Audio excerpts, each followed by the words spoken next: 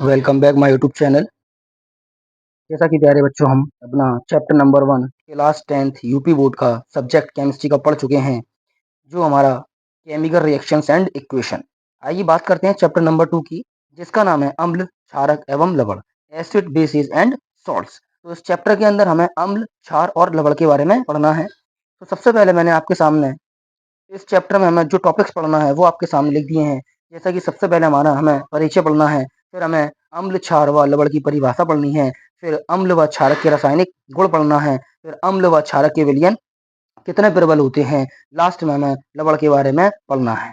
तो सबसे पहले बेटा हम परिचय की बात करते हैं, तो देखते हैं हमारा इस चैप्टर का परिचय के बारे में। तो सबसे पहले हम स्टार्ट करते हैं बेटा परिचय। जैसा कि आपके सामने लिखा है, हम अपने अनुभव से जानते हैं कि भोजन का खट्टा होना भोजन में उपस्थित अम्ल के कारण होता है तथा कड़वा होना भोजन में उपस्थित क्षारक के कारण होता है। तो बेटा सिंपल सी बात यह है कि अगर हमारा भोजन खट्टा हो जाता है तो इसका मतलब उसमें अम्ल आ गया है, और अगर वो भोजन कड़वा हो जाता है तो उसमें क्षार आ गया है। तो सबसे पहले हम बात करेंगे बेटा हम अम्ल की, कि अम्ल क्या होता है। तो अम्ल की परिभाषा जैसा कि आपके सामने लिखी हुई है।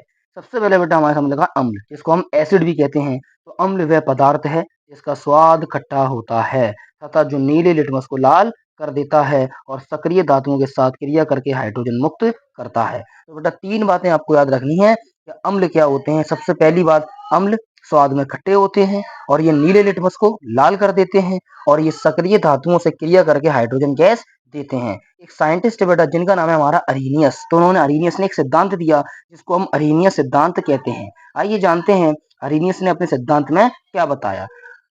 अरीनियस के अनुसार वह हाइड्रोजन युक्त पदार्थ जो जलीय विलयन में वियोजित या आयनित होकर धनावेशित आयनों में केवल H प्लस आयन देते हैं, अम्ल कहलाते हैं। यानी बेटा अरीनियस का सिद्धांत कहता है कि अगर हम किसी भी ऐसे पदार्थ को डालते हैं जिसमें हाइड्रोजन होता है और हम उसको अगर जल में डाल दें और वो वियोजित हो जाए, यानी वो टूट जाए, आयनित हो जाए, और वो हमें H प्लस आयन दे दे, तो ऐसे पदार्थों को हम अम्ल कहते हैं। तो बेटा समझ में आया आपका अरेनियस का सिद्धांत। आइए आगे देखते हैं हम अपने और टॉपिक्स के बारे में। जैसा कि बेटा हमारा नेक्स्ट टॉपिक है, मैं आपको पहले उदाहरण दिखा देता हूँ। जैसा कि आपके सामने बेटा उदाहरण रखे हुए हैं, हमारे पास उदाहरण के तौर पर बेटा हाइड्रोक्लोरिक एसिड, एक है हमारे पास HNO3, एक है हमारे पास H2SO4 आदि। तो हमारे पास HCl था, हमने इसको एक्वा सॉल्यूशन यानी वाटर में डाला तो ये H plus plus Cl minus में टूट गया। तो देखिए इस HCl ने हमें वाटर में डालने पर H प्लस आयन दे दिए, तो ये हमारा क्या कहलाएगा, अम्ल कहलाएगा। ऐसा ही आपके सामने दूसरा उदाहरण लगा है जिसमें लगा बेटा HNO3, जिसको हम नाइट्रिक एसिड कहते हैं। अगर हम इस नाइट्रिक एसिड को वियोजित करते हैं तो ये हमें H प्लस आयन और NO3 माइनस देता है। तो नाइट्रिक एसिड भी ये क्या है, हमारा एक अम्ल है, क्योंकि ये विलयन में हमें H प्लस आयन देता है। और एक सामने आपके सामने उदाहरण लगा है H2SO4। अगर बेटा हम H2SO4 को भी तोड़ते हैं तो ये H2SO4 हमें आयनित होकर 2H प्लस आयन और SO4 माइनस 2 आयन देता है, जिसको हम सल्फेट आयन कहते हैं। तो ये थे बेटा अम्ल की बात। अगर अब बात करते हैं हम क्षार के बारे में, तो याद रखना बेटा अम्ल और क्षार एक दूसरे के बिल्कुल अपोजिट हैं। अम्ल का स्वाद खट्टा था लेकिन क्षार का स्वाद कड़वा होता है, जैसा कि परिभाषा आपके सामने लिखी हुई है। क्षार वे पदार्थ हैं जिसका स्वाद कड़वा होता है तथा स्पर्श में साबुन जैसा चिकना होता है, और जो लाल लिटमस को नीला कर देता है क्षार कहलाता है। तो बेटा याद रखना क्षार जो होते हैं हमारे स्वाद में कड़वे होते हैं और साबुन जैसे चिकने होते हैं और लाल लिटमस को नीला कर देते हैं। जैसे कि उदाहरण लगाए बेटा NaOH, इसको हम सोडियम हाइड्रोक्साइड भी कहते हैं, और लिखा है बेटा KOH, जिसको हम पोटेशियम हाइड्रोक्साइड भी कहते हैं। आइए जानते हैं अरियनियस ने क्षार की परिभाषा किस प्रकार दी। जैसा कि अम्ल की परिभाषा दी थी उसी तरह से इन्होंने क्षार की भी परिभाषा दी। तो अरीनियस सिद्धांत क्या कहता है, अरीनियस के अनुसार वह पदार्थ जो जलीय विलयन में वियोजित या आयनित होकर हाइड्रोक्साइड आयन यानी OH आयन देते हैं क्षार कहलाते हैं। जैसा बेटा का आपके सामने रखा है NaOH। अगर हम NaOH को पानी में डालते हैं तो ये OH माइनस देता है, KOH को डालते हैं तो OH माइनस देता है, BaOH होल ट्वाइस को डालते हैं तो OH माइनस 2 देता है। तो बेटा इस तरह से जो पदार्थ हमें OH माइनस आयन देते हैं यानी हाइड्रोक्साइड आयन देते हैं वो हमारे क्षार कहलाते हैं, और जो पदार्थ हमें H प्लस आयन देते हैं वो हमारे अम्ल कहलाते हैं। तो बेटा ये हमारी हो गई अम्ल और क्षार की परिभाषाएं। आइए देखते हैं अपने नेक्स्ट टॉपिक के बारे में। पहले मैं आपको उदाहरण बता दूं। जैसा कि हमारे पास है बेटा NaOH।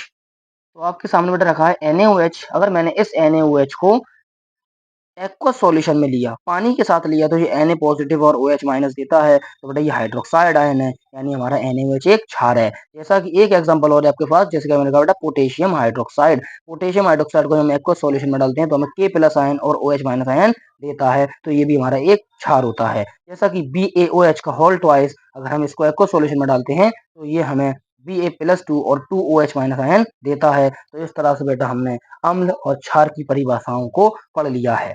बहुत सिंपल है अम्ल, बहुत सिंपल है क्षार। अम्ल जो खट्टे होते हैं और सॉल्यूशन में H प्लस आयन देते हैं, अम्ल कहलाते हैं। अरीनियस के अनुसार H प्लस आयन दे दें तो अम्ल कहलाएंगे, और अगर OH माइनस आयन दे रहे तो क्षार कहलाते हैं। तो बेटा ये हमारे हुए अम्ल व क्षार की परिभाषाएं और उनके उदाहरण। बेटा जानते हैं हम कि सूचक क्या होते हैं।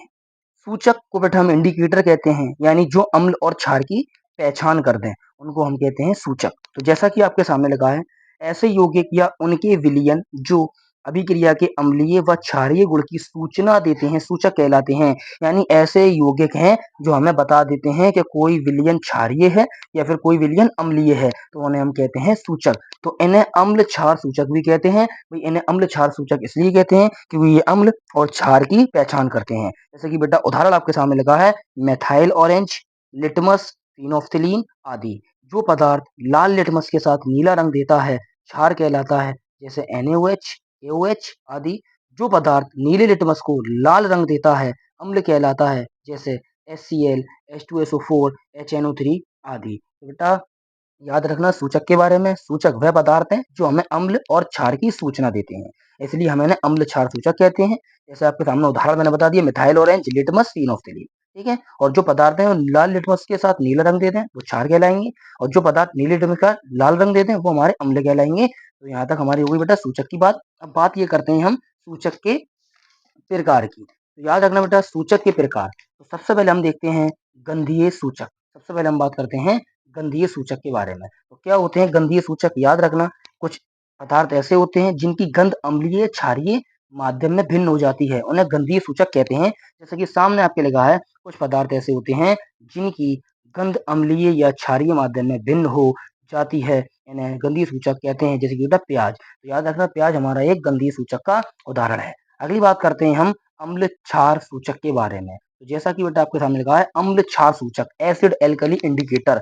अम्ल क्षार सूचक वह पदार्थ हैं जिनका अम्लीय विलयन में एक रंग होता है तथा क्षारीय विलयन में दूसरा रंग होता है। जैसा कि बेटा आपके सामने उदाहरण लिखे हैं, सबसे पहला उदाहरण आपके सामने का है लिटमस पेपर। तो याद रखना लिटमस हमारा एक प्राकृतिक सूचक है। लिटमस हमारा एक प्राकृतिक सूचक है। तो देखिए बेटा ये एक प्राकृतिक सूचक है जिसका प्रयोग लिटमस तथा लिटमस विलयन दोनों के रूप में किया जाता है। ये दो प्रकार का होता है, नीला लिटमस और लाल लिटमस। ये हमारा था बेटा एक एग्जाम्पल अम्ल क्षार सूचक का। दूसरे एग्जाम्पल की हम बात करते हैं फिनोफ्थिलीन। याद रखना फिनोफ्थिलीन हमारा एक संश्लेषित सूचक है। कैसा सूचक बेटा? संश्लेषित, जो हमारा लैब में बनाया जाता है। तो ये संश्लेषित सूचक है जो अम्लीय विलयन में रंगहीन तथा क्षारीय विलयन में गुलाबी रंग देता है। तो याद रखना फिनोफ्थिलीन हमारा एक ऐसा सूचक है जो अम्लीय विलयन में रंगहीन तथा क्षारीय विलयन में गुलाबी रंग देता है। आगे हम बात करते हैं बेटा अपने एक उदाहरण के बारे में, और जिसको हम कहते हैं मिथाइल ऑरेंज। क्या कहते हैं बेटा? मिथाइल ऑरेंज कहते हैं। तो बात करते हैं मिथाइल ऑरेंज के बारे में। मिथाइल ऑरेंज भी एक संश्लेषित सूचक है जो क्षारीय विलयन में हल्का पीला रंग तथा अम्लीय विलयन में गहरा लाल रंग देता है। तो याद रखना बेटा मिथाइल ऑरेंज हमारा एक ये भी संश्लेषित सूचक है, तो क्षारीय विलयन में हल्का पीला रंग दे रहा है और अम्लीय विलयन में गहरा लाल रंग देता है। तो बेटा ये आपका चैप्टर का लेक्चर नंबर 1 हो चुका है, जिसमें मैंने आपको अम्ल क्षार और अम्ल क्षार की परिभाषाएं और उनके उदाहरण को बता दिया है, और इसके अलावा मैंने आपको सूचक और सूचक के प्रकार भी बता दिए हैं। नेक्स्ट लेक्चर के अंदर यानी लेक्चर नंबर 2 में हम अम्ल व क्षारक के क्षार की रासायनिक अभिक्रियाओं का अध्ययन करते हैं। तो बेटा वीडियो अच्छी लगी हो तो वीडियो को शेयर कीजिए, चैनल को सब्सक्राइब कीजिए और ज़्यादा से ज़्यादा वीडियो को देखिए और ज़्यादा से ज़्यादा वीडियो को शेयर कीजिए। Thank you very much.